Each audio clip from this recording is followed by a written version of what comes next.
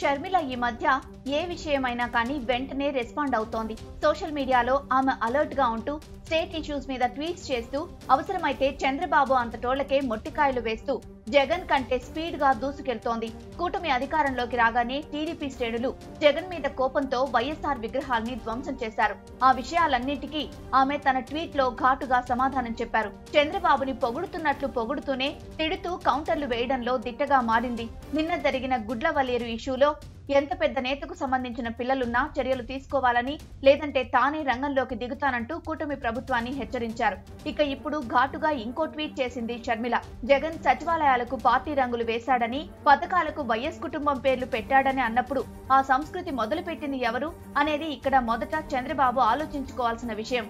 ఒక సీనియర్ గా, ఒక విజనరీగా ఆయన మొదలుపెట్టిన సంస్కృతే తర్వాత జగన్ ఫాలో అయ్యాడు. సర్వే రాళ్లకు కూడా తన బొమ్మలు వేయించాడు. అందులో ఆశ్చర్యమే లేదు. చంద్రబాబు తన గత చరిత్రలో రేషన్ కానీ, కాలేజీలకు గాని, పార్టీ కార్యాలయాలకు, అన్నా క్యాంటీన్లకు పార్టీ రంగులు పులిమారు. తన కుటుంబానికి చెందిన పేర్లనే పథకాలన్నింటికీ పెడుతూ వచ్చారు. జగన్ చేస్తే తప్పైనప్పుడు ఆ తప్పు చేయమని నేర్పిందెవరు అని ఇప్పుడు అందరూ ప్రశ్నించుకుంటున్నారు. ఇప్పుడు అదే విషయం మీద షర్మిల ఘాటుగానే ట్వీట్ చేసింది.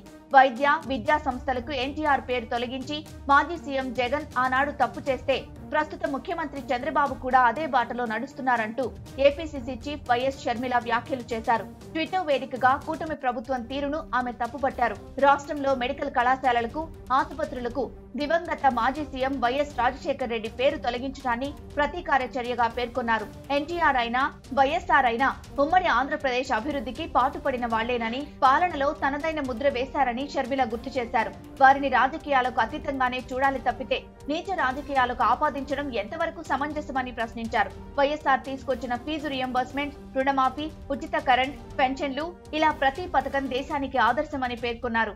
ఆయన ఏదో ఒక పార్టీకి సొంతం కాదని స్పష్టం చేశారు. తెలుగువారి గుండెల్లో వైఎస్ఆర్ స్థానం ఇప్పటికీ పదిలంగా ఉందని, వైసీపీ మీద ఉన్న కోపాన్ని ఆయన మీద రుద్దడం సరికాదని కూటమి ప్రభుత్వానికి హితవు పలికారు. వైసీపీలో వైఎస్ఆర్ లేడని, అది ఎన్నిటికైనా వైవి, సజ్జల, సాయిరెడ్డి పార్టీనే అని షర్మిల విమర్శించారు.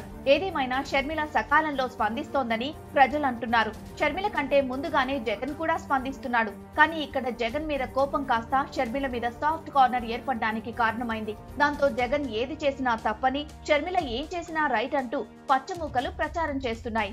ఏదేమైనా అన్ని సంఘటనల్లో కాస్త వెనక ముందుగా వైఎస్ వారసులు, అన్నా చెల్లెళ్లు మాత్రం స్పందిస్తూ చంద్రబాబుకు ఘాటైన కౌంటర్లు ఇస్తున్నారు.